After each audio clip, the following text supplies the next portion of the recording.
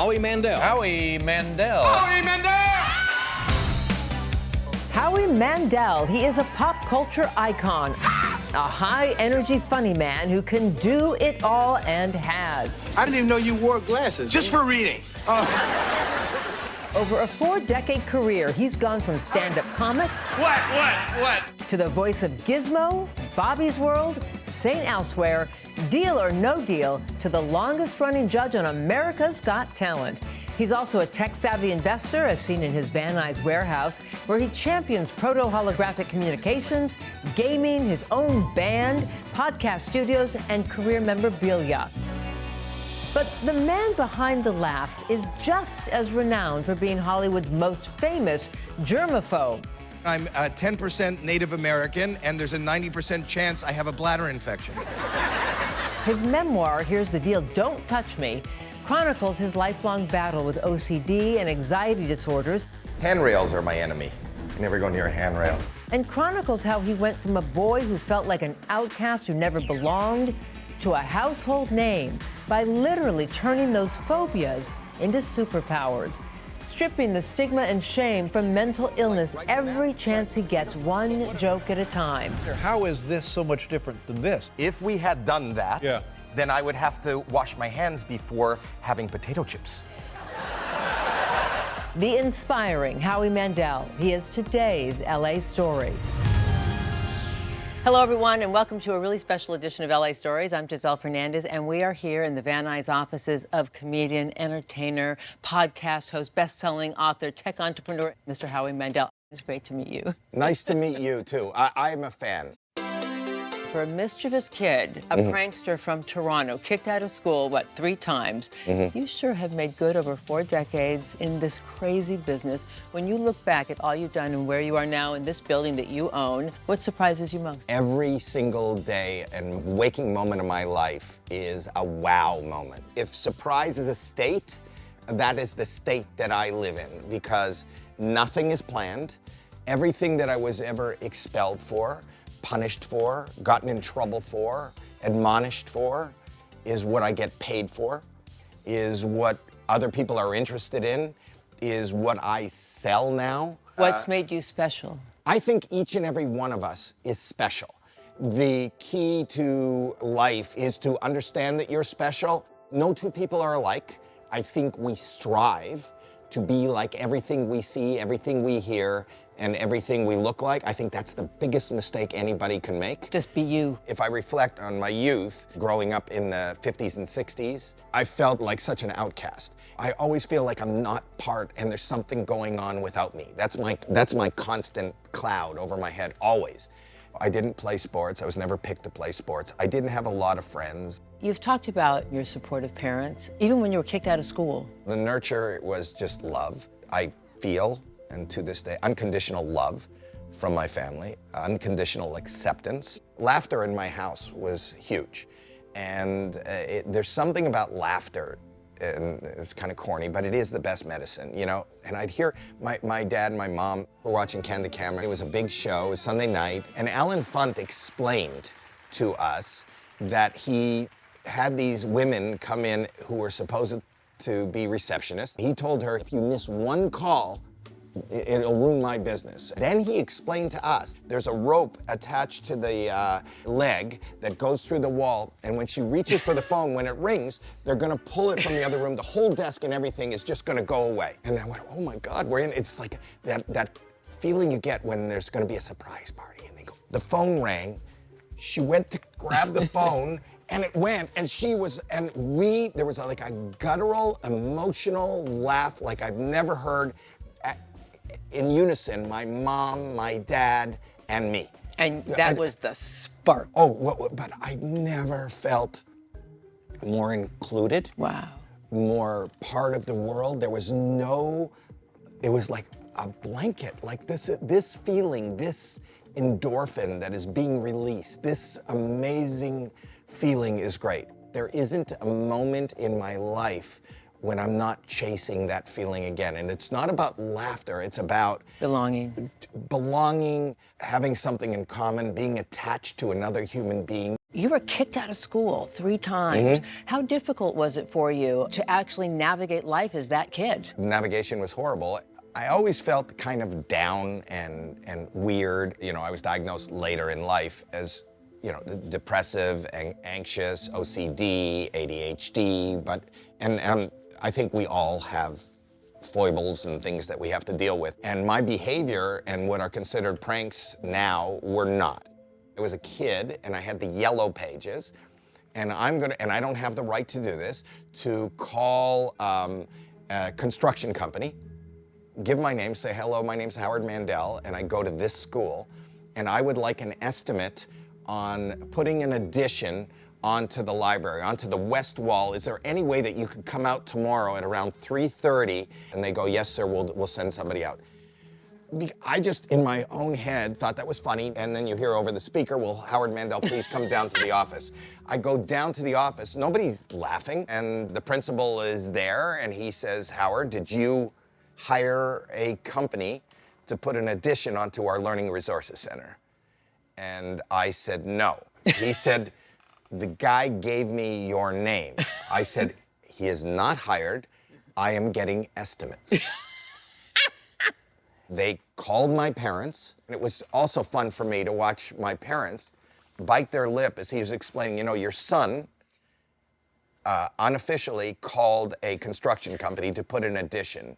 And then they had me tested, and they said I had behavioral problems, and they asked me to leave. But those are the kind of things that I did all the time, just because it was funny, and I wanted to do something like I saw on Candid Camera. You weren't formulating the next, you know, ramifications of Well, your the actions. thing is, I didn't think of ramifications. Another time, I was asked to leave school because I wanted to get out of swimming, so I threw a chocolate bar in the pool so it would look like somebody defecated in the pool, and they would close the pool. I knew it was a chocolate bar, nobody else did, and they're all just pointing and disgusted, so I dive in and come up with it in my mouth, which did not endear me to anybody that I was eating whatever I found at the bottom of the pool.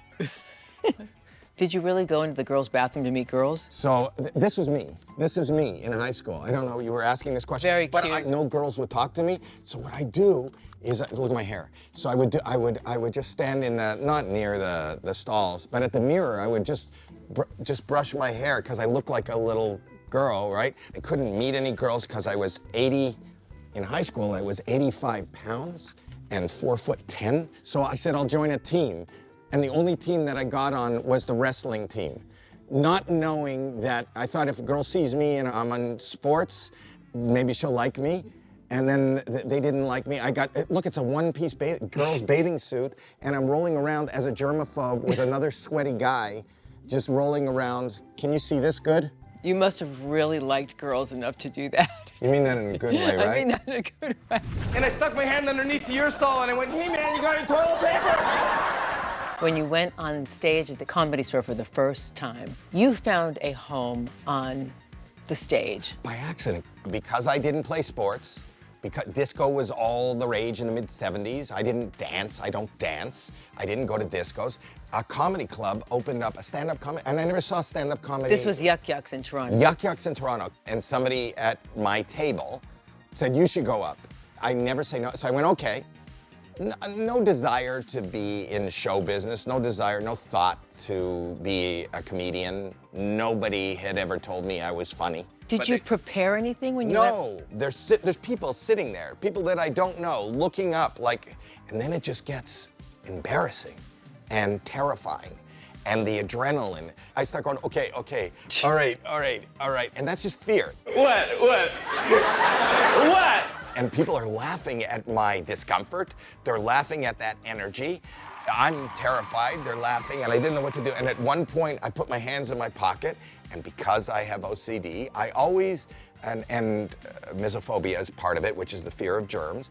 If I knew I was out in public, I'd go to the drugstore and I'd buy latex rubber gloves so that if I went to the public restroom, I didn't touch anything. That was the reason for it, not for an act. And I put my hands in my pocket, and then I had the gloves, and I go, look what I got, and because I had nothing, and they were kind of, and the more uncomfortable it got, the more uncomfortable I got, and then I just took the glove, and I pulled it over my head, and basically just wanted to hide, and I put it over my head, and I started breathing, and the fingers were going up, and as the fingers were going up and down, people were laughing more and more and more, and then I popped it off my head, and they roared, and I went, good night. That was the first time I regained that feeling that I had from Allen Fund, where everybody in that room, without knowing me, kind of enjoyed me. I was terrified in the moment, but terrified in the moment in a good way. Being accepted for that which you were excluded for in the past, and that is so beautiful. I still didn't realize that's success. To find something in life that just gives you a hug and go for that hug once a day, twice a week. That's what I need, more than anything. And that informs everything else I do. Well, from that very first beginnings, you built a huge career, and we're going to talk more about that when LA Stories comes right back.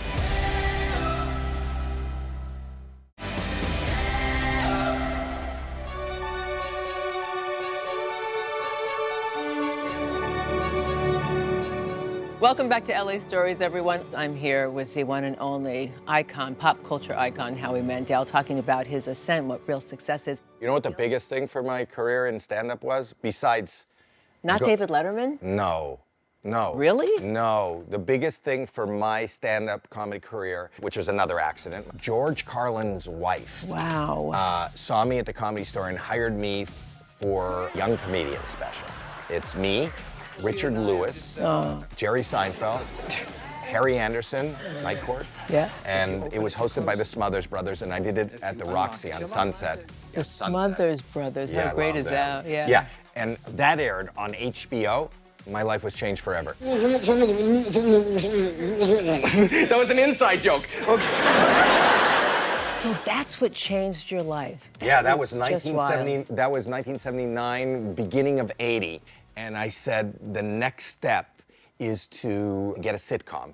So I went and met at Mary Tyler Moore's company, MTM, in this room with these gentlemen who I now know are Bruce Paltrow, Gwyneth's dad, and Mark Tinker, Grant Tinker's son, these are the executive producers. You've had angels in your life. All the time. And they called me an hour later at home to go meet with Brandon Tartikoff, who's the king.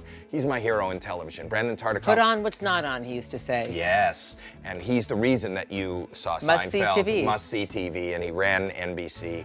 And they said, go down and meet with him. And I was cast on St. Elsewhere. Okay, your lung is partially collapsed. If the volume decreases anymore, we're gonna have to put a tube in your chest. So I think you better forfeit Saturday's match. And that was your launching pad. Maybe in a different direction. I was known as a comic. The people who knew me, who watched St. Elsewhere, this is really funny because I started getting fan mail.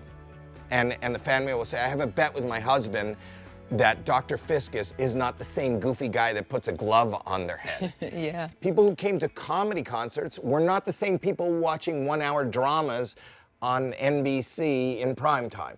You became a household name. Deal or No Deal did that. Deal or No Deal, for sure. Deal or No Deal, I didn't want to do. It's the first time I said no to anything. So Game show was beneath you? Not because it was beneath me, it's just not what... If you're a comedian and your currency is irony, the game show host is just...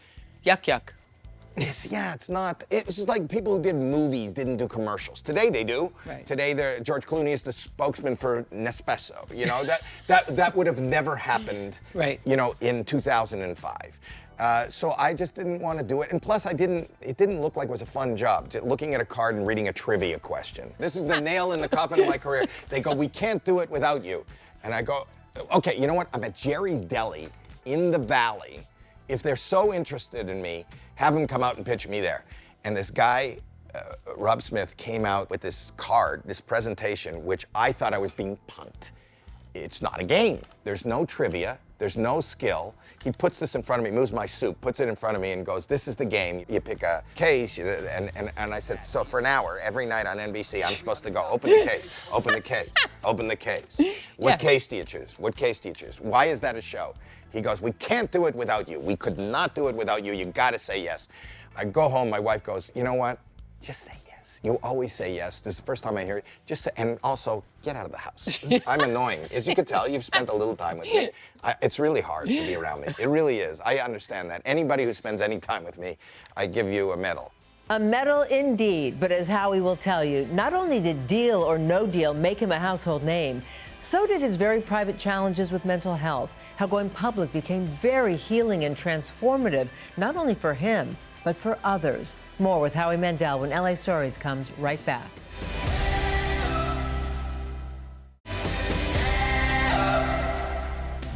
Welcome back to LA Stories, touring the high vibe creative workspace of Howie Mandel.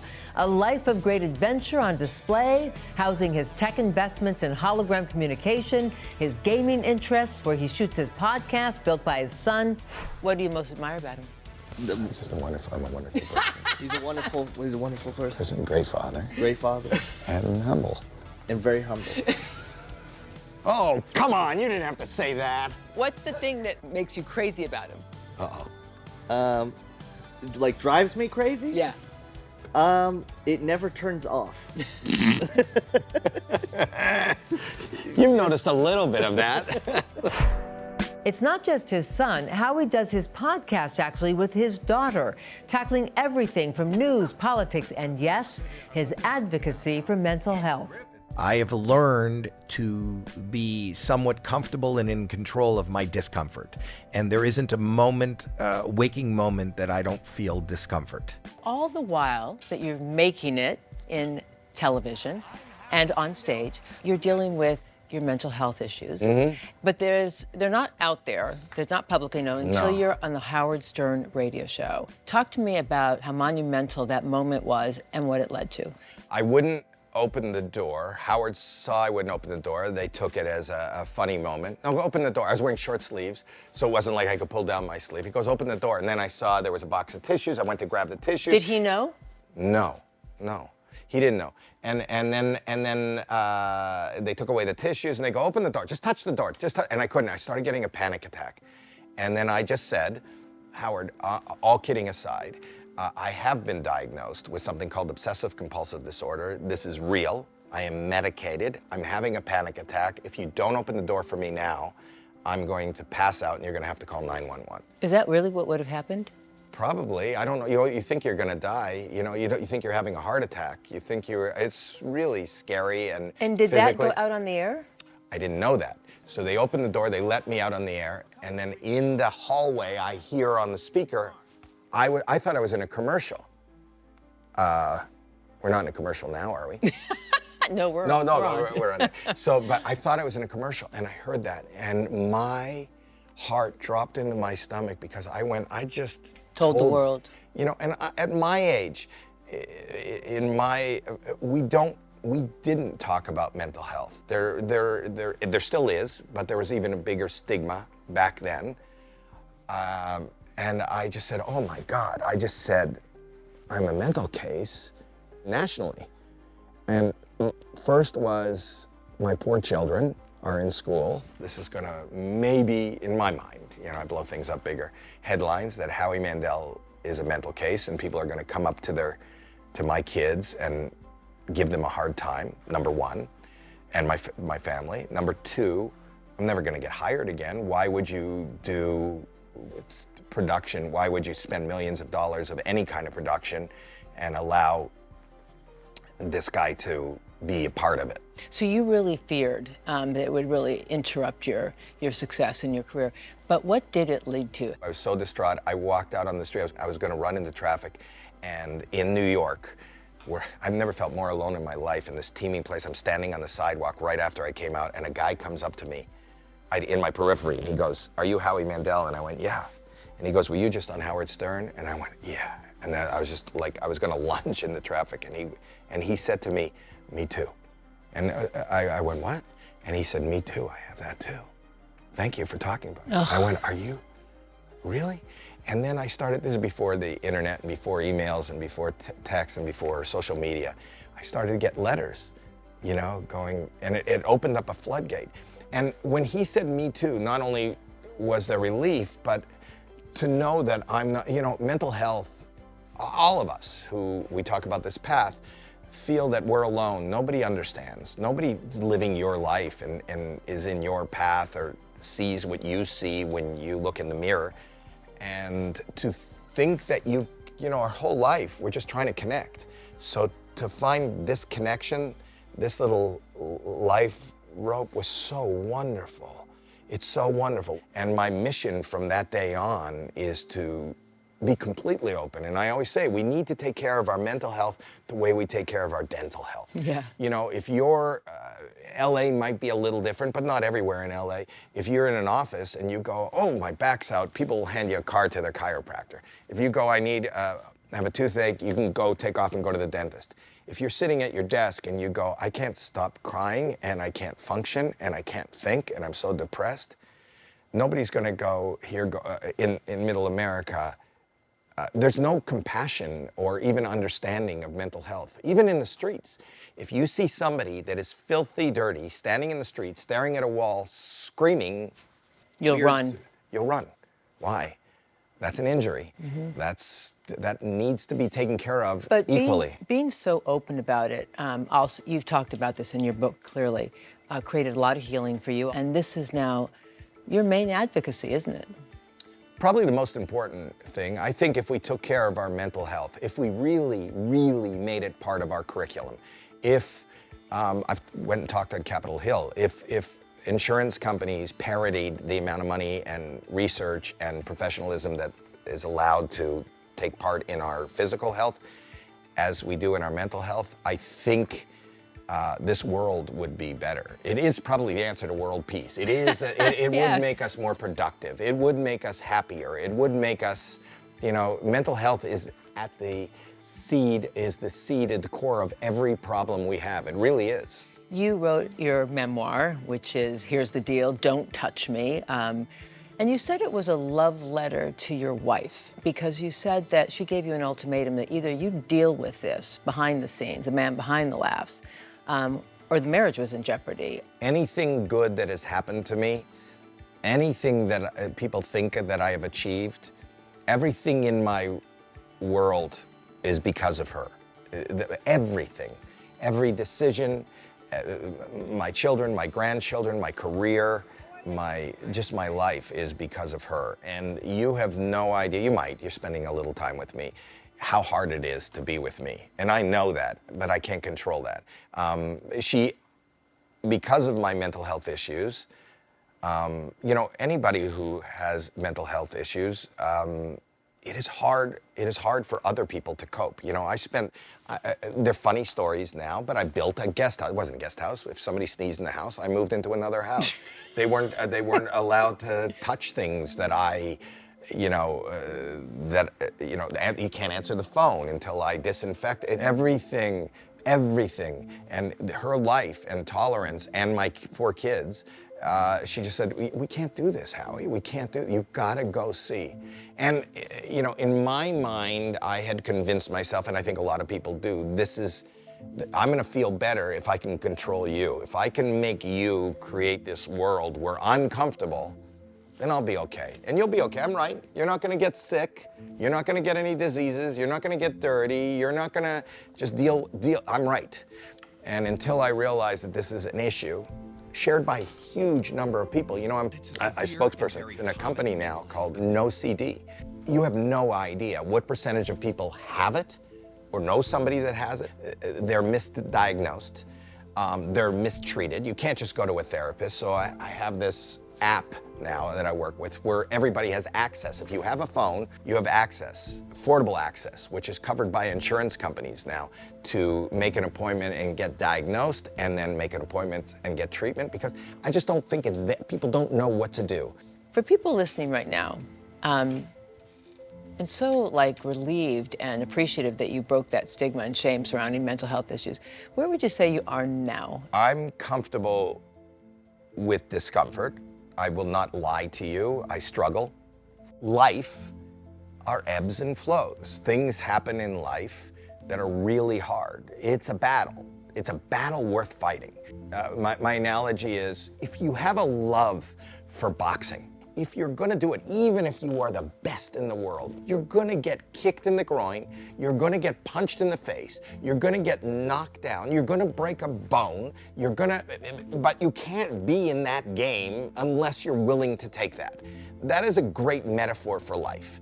And struggling with mental health, whether it's OCD or whatever title you want, I don't think there's anybody alive, anybody listening, anybody watching that isn't gonna get pounded in their life. The way you deal with these battles, life is a battle. Some of these things that I mentioned completely stop people, stop their lives, because mine has a title and a medication or some specific therapy that can help me cope. We all just need coping skills in life. Life is just about coping. The point is, when we live our life, whatever barriers are put up, whether it's mental health, whether it's economic, whether it's whatever it is, how are you coping with issues? Life is gonna bring you issues. How do you cope with them? Right, and you make it so much more palatable being human, just framing it that way. All right, this is where we're going to take a break. When we come back, you're not just a huge mental health advocate. You also go on stage and take on anti-Semitism. We're going to get into that when LA Stories comes. Right back.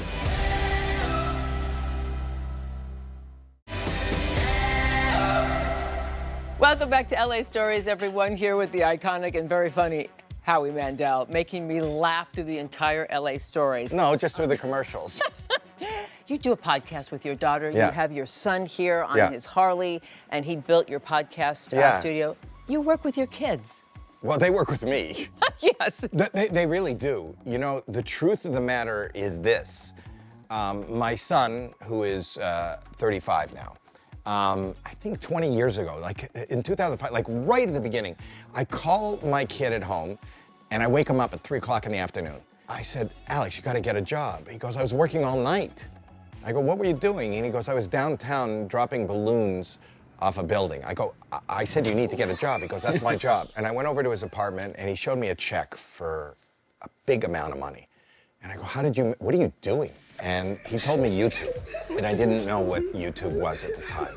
And he showed me something on YouTube. It had like 100 million clicks. And I didn't understand what I was looking at. And then I saw the comments, and everybody was saying, this is hilarious. This is amazing. This is the funniest thing I ever saw. Transformational moment. Absolutely. I felt like I was in the midst of a culture shift. So your kids keep you relevant. Absolutely. It also flipped a switch. I live and breathe on social media, more than TV. There are just people there that are talking a different language, that are doing, I want to be there. I want to know what's going on. You see, there's a gaming team behind me. I want to know what's going on Twitch. I didn't know. People are streaming. You know, T-Pain, who was great at Coachella, is just live streaming, and that's probably a bigger platform than his music right now. And it doesn't mean anything. The fact that this exists and it's going on around me and I'm not part of it, it's like I'm not invited to the party. So that drives me. And that's why when I see something like a hologram company on Instagram, I DM them. And I want to be part of it. I want to make money. Can you put me in the box? Just put me in the box. And and then I see it and I go, I invest in it. And then this becomes their head office. Or I see a band like Sonny and the Black Pat. I was having mental health problems during COVID. And I'm on TikTok. I have 12 million followers on TikTok. I listen on TikTok. He live streams.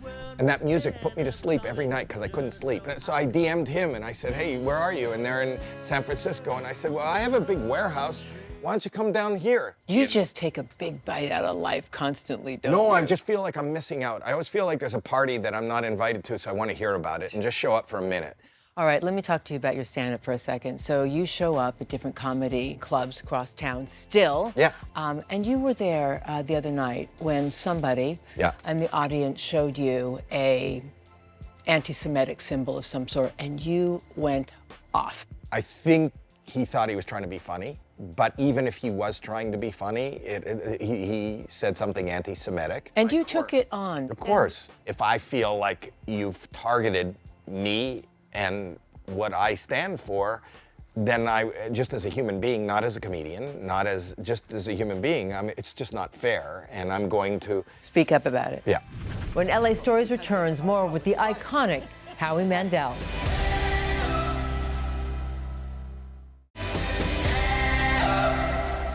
Welcome back to LA Stories, touring the think tank of all things Howie Mandel. His Van Nuys warehouse, a place surrounded by his memorabilia of a 40-year-plus career in entertainment. That's brought a lot of laughs and quite a life. I like this. That was me. That's when you cut the hair. I guess I was auditioning for Falcon Crest. Look at this. Live band, Sonny and the Black Pack. I love Sonny in the Black Pack. Taking in the sights and sounds of Howie Mandel's little playground. Any stories with Giselle? They got me through the pandemic, and that's why I invited them here, and they play all day, and wherever you are, like, people just drop in. You play with Michael Bublé, you play with Richie Sambora. This is like our little tiny desk. This is fabulous, and you're fabulous. He is, and over there, there's a whole gaming team. Call of Duty, live on Twitch all the time. Wow, look at all that. That's so cool. So you What? invest in all of it? Yeah, it's kind of cool. Did I show you all the collectibles here? No. This is all the stuff my wife won't let me bring home. That cue card, that's Johnny Carson's last cue card. Isn't that cool? Wow. See this? This is the original center booth from Caesar's Palace. Really? Yeah, so everybody from Sinatra, anybody that is anybody played in front of this. What is this? This is me, this is my brain. Look, come in here, look, I'll show you, come in here. Look, this is my head. You see, that's my head and my brain. People go, what's going on inside my head? This here, I gave her start. Wow. Meghan Markle. Yes. Did you really? Well, I didn't cast her, but she was a Deal or No Deal girl. That's hilarious. Show you some other cool stuff. In 1986, I was the host of the World's Fair. And Really? Yeah, I was a host, and I hosted Charles and Di. Oh my gosh. So that's Charles and Di. Isn't that cool? Yes. What is that? That is a big Andy Kaufman fan, so these are his noses from the other character. So Andy Kaufman, Robert Zamuda, that's the Tony Clifton noses.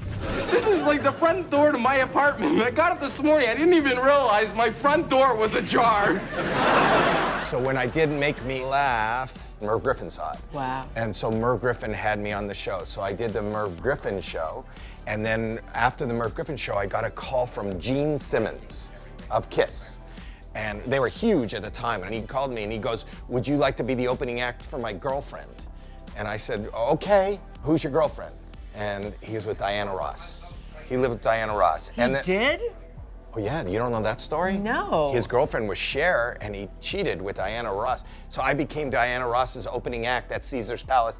And this is the invitation to Diana Ross's 75th birthday. I'm still friends with her. That is crazy. Look at that, there we are at the birthday. Look at her. Yeah, but that was my first big gig. That was your first big gig, yeah, live at Caesar's Palace.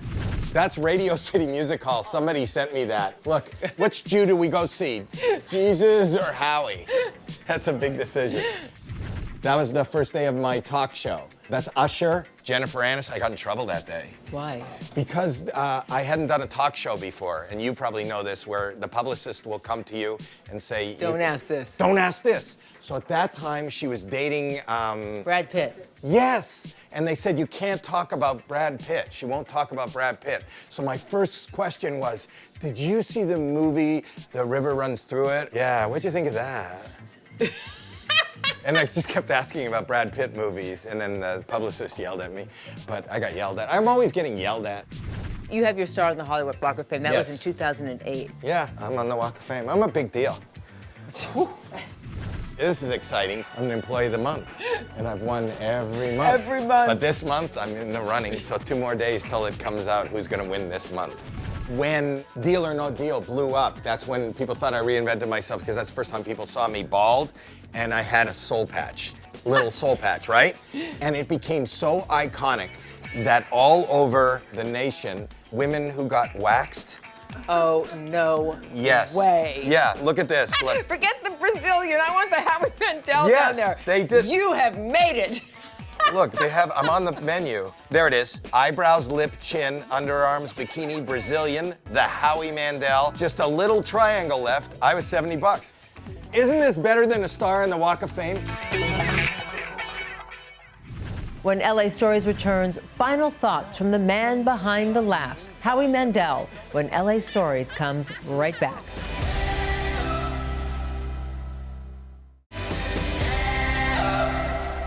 Welcome back to LA Stories with pop culture icon, Howie Mandel. You speak so lovingly about your father and his influence on you. Was he able to see the grandeur of your success? Yeah. And what did it mean no, to you? I don't know. It meant everything. My dad, they showed up at the comedy clubs in Toronto at Yuck Yucks just to watch me just to have fun and watch me. He came to every show, every concert. He was always standing, and I used to, whenever I would say something, get a laugh, and then I would turn to the stage, and my dad was always there. So I was always when I lost my father in 1989, I lost the will to perform. It was really hard because I felt like I lost my audience. It wasn't about all these people I didn't know. It's my dad would laugh. When I was young, what was really funny, I remember my parents, I wasn't trying to be funny, but I used to spend an hour at the foot of their bed after they went to bed, and I just tell them weird thoughts, and they would laugh, and it just felt really good. They were my audience. I didn't know that I was performing, and I didn't know it was an audience, but if I could make my parents laugh and they were enjoying whatever I was doing, that was my acceptance, and that was my comfort, and that was my home. So when I lost my audience, and he was my biggest fan. You know, if I got a little article in People magazine, he would go to the 7-Eleven and he'd pick up 100 stacks of magazine, open them all to that page, and leave them in front of every other magazine with my article. He was my biggest publicist, supporter. You still feel him with you? Every day. Yeah. You've done so much. What's a secret ambition or desire you've never shared with anybody that you really want? I don't have a desire, and I don't have anything that I want. I don't have a path. I don't have a plan. I just want to live in the now. I love that terror. I just want to enjoy and understand where I am. In the moment. Now. In the second. Because all my fears and all my problems come about worrying about what happened and worried about what could happen, or wanting something. If I want something, if I really focus on something I want, the underlying story is I don't have that. So I just want to enjoy what I have right now. How beautiful is that? If you could erase one of those fears from your mind forever, how do you think it would change your life? I want to, exponentially, I want to just erase fear. Fear is the worst. There's always a reason to say no. Anything you do, something bad could happen. And that's how people think. See, I believe the beauty of humanity is our instinct. Instinct is king. Our thoughts are our terror. You know, like everybody goes through life, they go, I shoulda, coulda, woulda. Why didn't you? Because, you know, even think about my journey. What are the shot of moving this little middle-class kid, moving to California where I know nobody and make a living putting a rubber glove on your head? I did. But the truth is, if I would have thought about it, the point that I'm making is you could find a reason to not do. Everybody, we are set up to say no. We are set up to say whatever you're asked about. You want to come to party Friday night? You know what, I could get drunk, something could happen, maybe there's bad weather, I shouldn't drive. And we always have a reason, we could find a reason not to show up. But if we go with our instinct tells us right away, without any thought, what's good for us, what we should do, and where we should be. If we could just stop at our instinct, we'd all be better off. If you could send one honest message to your childhood self, that prankster, that mischievous kid who got kicked out of school 3 times, what would you say, and what would you expect that kid to say back to you? Don't worry, because that's my life. And he'd probably say, and what would he say back to me? Who said that? Right? When you're a judge on AGT and you see that parade of talent for 15 seasons, all of that ingenuity, all of that creative capacity, all the nerves beforehand, those that lose, those that win. What is the greatest lesson you've learned about human creativity and capacity sitting there for 15 years? That 99% of making it in anything is just showing up. And I believe that we all have something to offer. We really do. But 99% of us don't show up. And why? Because we're all thinking about it. And I tell the people who are on AGT, they go, do you have any advice to move on further? Please yourself, you do you. If I try to do something, if I try to give you the answer now that I think you want, it won't be as good an answer or as authentic or maybe as compelling or as good if I just tell you what I really think. If I perform and do something that I think is good and it's entertaining me, let the world decide. You don't decide. Don't overthink. There I am talking to my younger self again. Just be you. That seems to be what's emblematic of your entire life and success, is just you are you. I am me. Yes.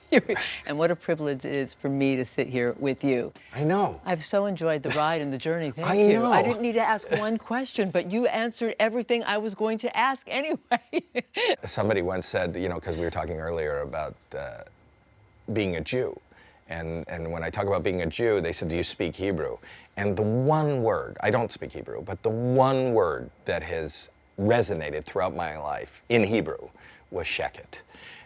Do you know what sheket means? No. Be quiet. Sheket. That's what I was told. I'm glad you were not sheket. I hope you keep talking and keep living and living in the now. You've inspired me and you've inspired all of our viewers just by being who you are, the brilliant, the iconic Thank you. Howie Mandel. Thank you. What's up next on Spectrum? You. Oh. And thank you for watching another edition of LA Stories. I'm Giselle Fernandez with And I'm this Howie. guy. We'll see you next time. I didn't know they were there.